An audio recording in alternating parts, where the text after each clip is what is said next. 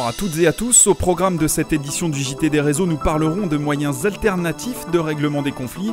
Nous irons ensuite au CFAREA et enfin, nous reviendrons sur l'actualité de l'affaire.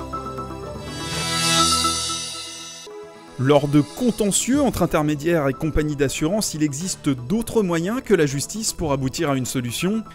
Des modes alternatifs de règlement de conflits sont à disposition, comme nous l'explique Marie-Sarah Lebel du cabinet Astrée Avocat.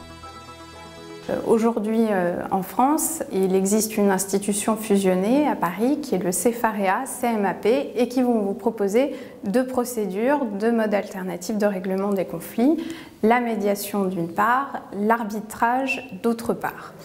Ces deux procédures sont distinctes dans leur finalité, puisque d'un côté, la médiation va permettre aux personnes en présence d'un conflit de s'asseoir tout simplement à la table des négociations et de rechercher ensemble une solution à leur conflit.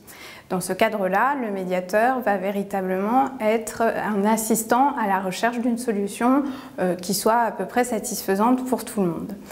Deuxième mode alternatif de règlement des conflits, l'arbitrage.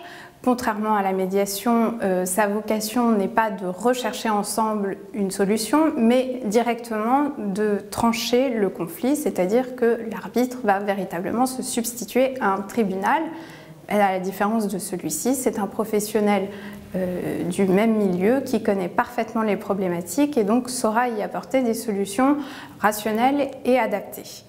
Dans un cas comme dans l'autre, ces modes alternatifs de règlement des conflits vont avoir pour avantage d'être moins onéreux, car évidemment, même s'ils ont un coût, ils vont permettre d'obtenir une solution plus rapidement qu'un procès, mais aussi avec un résultat moins aléatoire, puisqu'on va avoir quasiment une solution sur mesure avec des professionnels compétents qui sauront retrouver une réponse adaptée au conflit. Le CFAREA fait donc partie des associations qui peuvent intervenir lors de conflits. Michel Yary, son président, nous explique pourquoi passer par l'arbitrage est avantageux et pourquoi de plus en plus d'intermédiaires font appel à ces services. Juridiquement, ce n'est pas obligatoire. C'est-à-dire que personne ne peut obliger quiconque à mettre des clauses de médiation et d'arbitrage dans les contrats. Par contre, on le conseille. On le conseille en faisant valoir l'intérêt que ça représente. Et c'est d'ailleurs comme ça que beaucoup de personnes, au lieu de mettre des clauses qui font référence à un tribunal classique, mettent de plus en plus dans leur contrat des clauses de médiation et d'arbitrage. Quand rien n'a été prévu, ce qui est souvent le cas, parce que les intermédiaires, je dirais jusqu'à un passé récent, ne passaient pas de convention avec les compagnies d'assurance.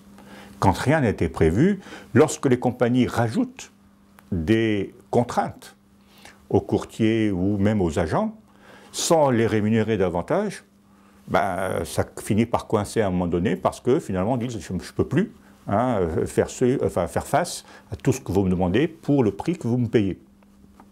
Et comme en plus, de notre côté, les clients négocient les commissions et les réduisent, donc les intermédiaires se trouvent un peu entre le marteau et l'enclume, et souvent, beaucoup d'entre eux se plaignent du côté économique de leur activité qui n'est plus ce qu'il était. Enfin, l'affaire qui compte 735 000 adhérents vient d'annoncer son taux de rendement sur les contrats d'assurance vie pour 2011, un taux de 3,43% en baisse de 0,2 points par rapport à 2010.